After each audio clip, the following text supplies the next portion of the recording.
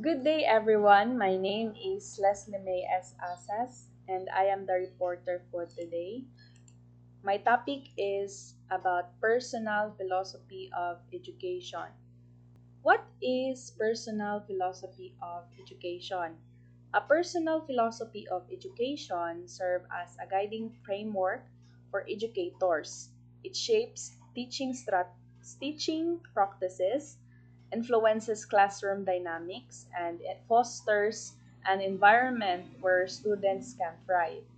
Um, it is a it is a set of guiding beliefs and principles that shape how an educator views teaching, learning, and the overall purpose of education.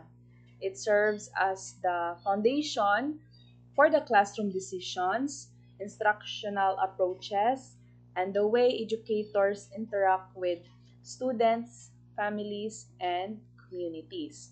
This philosophy is shaped by one's values, cultural background, educational experiences, and understanding of how learners grow mentally, socially, and emotionally. It is important its importance lies in providing clarity, consistency, and purpose. When educators have articulated philosophy, they can respond thoughtfully to challenges, stay focused in their goals, and make decisions that align with what they believe is best for their students. And it helps teachers remain grounded amidst change, fosters professional growth, and supports inclusive and responsive teaching practices that consider the complex interplay of psychological, sociological, and philosophical factors in education.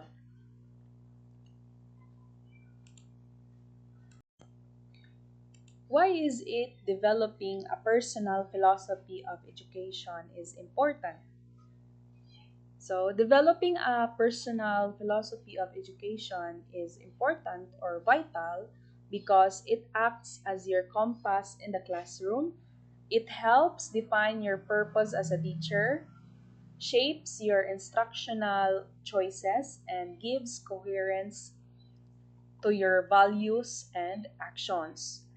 It isn't just a theoretical exercise, but it becomes the lens through which you view your students, your subject matter, and the society you serve. With a clear philosophy, you respond to challenges with intention, uphold consistency in your methods, and connect theory to your everyday practice. As you grow, professionally, this philosophy evolves to deepen by experience, reflection, and the unique learners you encounter.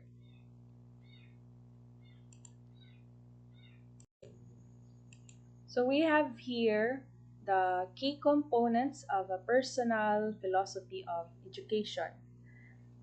So the first one is philosophical beliefs. This is the view on the purpose of education and how knowledge is best acquired. It is beliefs about the purpose of education, for example, existent, essentialism, progressivism, and constructivism, and the nature of knowledge. Example for this is believing that education should foster critical thinking and lifelong learning, not just for or not just mastery of content. So, the second key components of a personal philosophy of education is psychological foundations. It is how learners develop cognitively, emotionally, and socially, often often shamed by theories like those of Piaget, Vygotsky, or Erikson. It is insights from developmental theories like Piaget, Vygotsky, or Erikson that shape understanding, of how learners grow and learn. So this is psychological foundation. So the third key components of personal philosophy of education is sociological insight. So it is understanding education as a tool for equity, cultural responsiveness, and societal progress. It is view on education's role in shaping society, addressing equity, and fostering cultural responsiveness. Example for this is advocating for bilingual education and inclusive strategies to serve diverse learners. So we have here the fourth key components of personal philosophy of education is instructional methods and approaches. So it is your preferred teaching strategies and classroom practices, including how you differentiate instruction. It is preferred teaching methods where student-centered, inquiry-based, and skill-focused and strategies that reflect learner diversity. Example for this is using inquiry-based learning combined with real-life tasks to encourage student agency. So the fifth key components of philosophy, personal philosophy of education is the role of the teacher and the learner. It is defined how educators and students interact in the learning process. So this is how the educator sees themselves as a facilitator, mentor, or guide, and how learners are expected to engage with the content and each other. For example, for this is seeing the teacher as facilitator or guide and student as a constructors of knowledge. So I have here situation. I have here examples, situation 1 and situation 2. The first situation is a grade 4 teacher in Bohol notices that her students come from various backgrounds. Some speak Bisaya fluently but struggle with the reading comprehension in English, while others come from Tagalog speaking families or are more advanced due to access to private tutoring. The second situation, a junior high school teacher in Mabini handles a grade 7 class composed of students from farming communities, returning migrant families from Mindanao, and children of overseas workers. Some learners are shy and reserved in group setting. Others are eager but overwhelmed by expectations from parents working abroad. So in first situation, we were going to so in first situation, we were going to connect this situation in the key components of personal philosophy. So the so we have here first key components philosophical beliefs.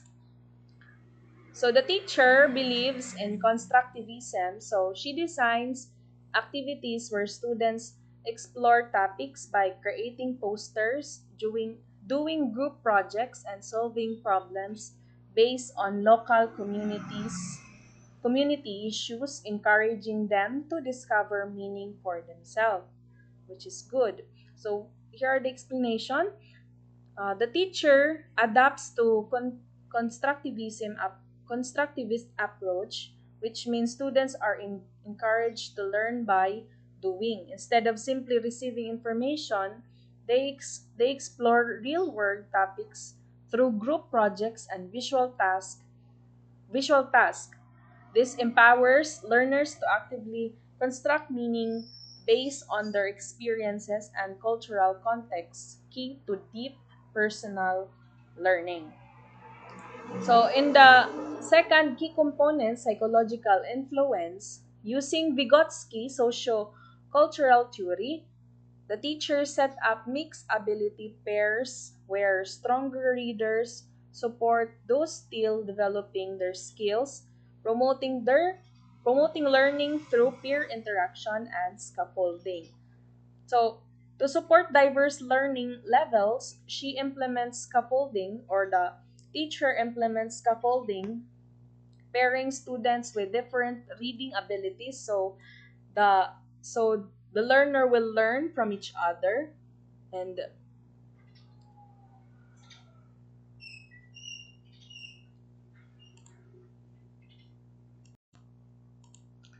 this reflects Vygotsky's belief that learning is social and that students progress when guided by peers or adults just ahead of them in skill. Through these peer interactions, students improve academically while developing cooperation and empathy. So in the third key components, we have here sociological factor. So, the teacher incorporates cultural stories from both Bisaya and Tagalog traditions and allows students to write in their first languages before translating to English.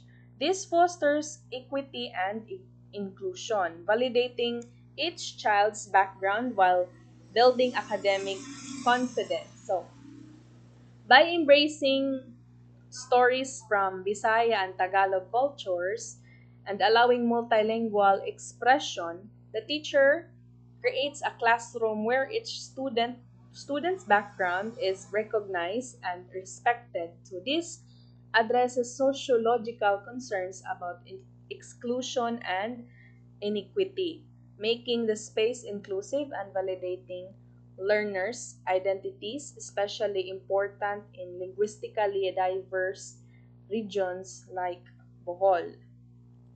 So next, key components will be instructional approach. So the teacher uses differentiated instruction, offering picture-supported text for visual learners, discussion-based analysis for verbal learners, and kinesthetic activities like role plays or classroom debate. So the teacher adapts lesson to meet the needs of different learners, offering visual aids, discussions, and movement based activities. So, this makes learning accessible and enjoyable for all styles, whether verbal, visual, or kinesthetic. Differentiated instruction ensures that no child is left behind because of their preferred learning method or language background. So, in the key components teacher and learner rules, the teacher acts, la, ask, acts as a facilitator, guiding inquiry and encouraging student lead discussion. Learners, while the learners are given responsibility to present group findings, offer feedback, and set weekly goals, promoting independence and collaboration.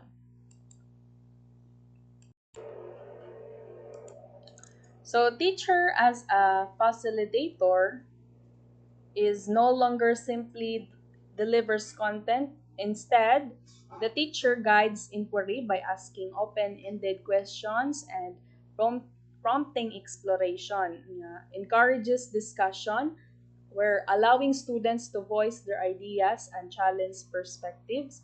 The third one is provide support, but let students lead, lead learning through collaboration and decision making.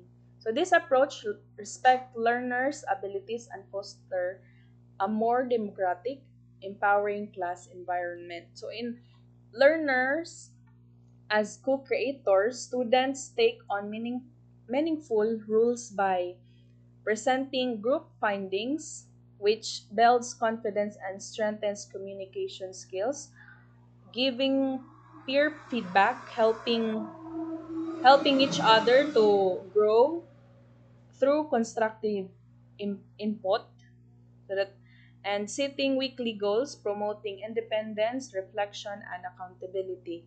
So this setup nurtures critical thinking, self-management, and collaboration skills essential for lifelong learning.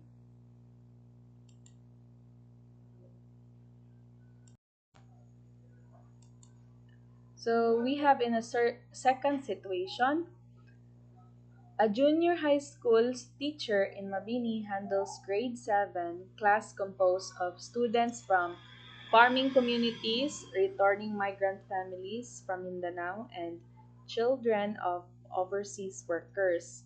Some learners are shy and reserved in group settings. Others are eager to overwhelmed by expectation from parents working abroad. So, and the key components of personal philosophy of education in foundation, the teacher follows a progressivist philosophy, believing that education should prepare learners for real life experiences through problem solving and social engagement, which she can integrate agriculture-based projects and current events into lessons, connecting learning to students' home context. So, the teacher embraces a progressivist philosophy, which means she sees learning as preparation for active, meaningful participation in society. Instead of teaching abstract content alone, so the teacher designs the real life tasks like agriculture based project and current events, so can connect with schoolwork to students live experiences, making learning relevant, purposeful, and practical. So in psychological influence of the key components of personal philosophy of education, drawing from Erickson's psychosocial theory, the teacher acknowledged that her students are navigating identity versus role confusion. So, the teacher creates classroom experiences that foster self expression, confidence, and meaningful rules through journaling, peer mentoring, and goal setting activities. So, these grade 7 students are in a stage where they seek identity and purpose on purpose. Erickson calls this vers- identity versus role confusion. So the teacher responds by giving students chances to express themselves through journaling, naging mo silang journal, mentoring peers, and setting personal goals. So these activities would be a great help for the students build their confidence, recognize their unique strengths, and develop a clearer sense of who they are or what they are. And sociological factor in key components of personal philosophy of education, the teacher makes the classroom a safe space for cultural expression, welcoming oral traditions, regional languages, and family experience into projects and class sharing. Thus- So the students are encouraged to compare practices from Luzon, Visayas, and Mindanao, sparking inclusive conversations. So understanding the class cultural diversity from Mindanao to Visayas, the teacher creates a classroom environment with that honors traditions, language, and family dynamics by inviting storytelling and cultural comparison. She fosters respect, belonging, and appreciation for students' backgrounds, key aspects of equity and inclusion. So, instructional approach of the key components of personal philosophy of education, the teacher is using multimodal strategies, which she incorporates storytelling, digital media, small group research presentations, and hands-on community mapping, where she can adapt tasks based on students' strengths, and some write, some sketch, some share orally, promoting equity in how success is demonstrated. So using a range of strategies like storytelling, digital media, mapping, and presentation, the teacher ensures every learner can engage in ways that they are suited in their style, or in different style they suit. This differentiated approach levels the playing field and allows all students, from the quiet artist to the vocal researcher, to shine and succeed.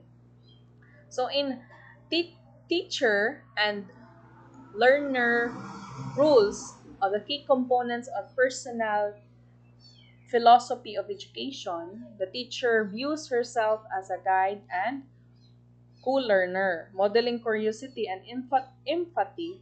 Students take on roles such as community researchers, peer coaches, and classroom leaders. Each voice matters, and all contributions shape the learning journey.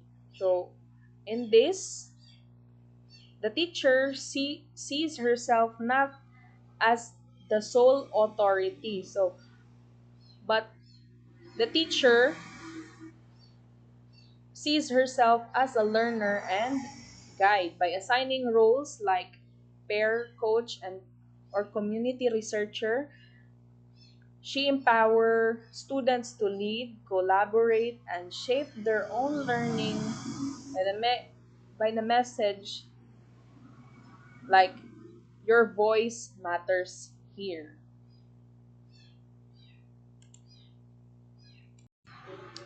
So that those are the key components of personal philosophy of education. So why are these key components of personal philosophy of education are important? So because the key components of personal philosophy of education matter because they offer clarity intentionally and depth to your role as an educator. Each component helps you understand and respond to the complexities of teaching and learning in diverse real world contexts. So in philosophical beliefs, it helps you define your view of education purpose, whether it's about developing critical thinkers, preparing citizens, or preserving cultural values. Without this foundation, your teaching may lack direction or coherence. Na- In psychological insights, it allows you to tailor your approach to how students develop mentally and emotionally.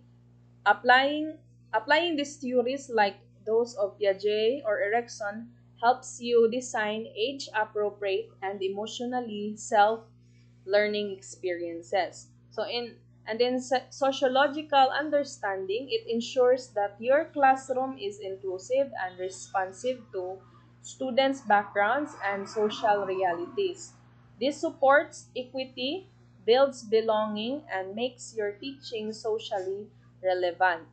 And in instructional strategies, it guides your practical decision, what methods you use, and how you differentiate tasks, and of course, how you design learning environment that supports all students. And last but not the least, the teacher and the learner rules, where it clarifies how you position yourself and your students in the learning process. When learners see themselves as a co-creators of knowledge, they take ownership and grow with purpose. So together, these components from a holistic framework that not only shapes what you teach, but how and why you teach. They help ground your philosophy in both theory and practice, making your classroom a space of growth, empathy, and transformation. Conclusion: developing a personal philosophy of education is vital for educators to navigate the dynamic and diverse realities of teaching. It bridges philosophical ideals, philosophical, psychological insights, and sociological awareness, allowing us teachers or you, a teachers, to make informed, inclusive, and intentional decisions that support holistic learning by grounding this practice in core beliefs like constructivism, developmental theory, equity, and learner centered instruction. Educators become not just transmitters of knowledge but architects of transformation, fostering classroom where every student is respected, engaged, and empowered to thrive.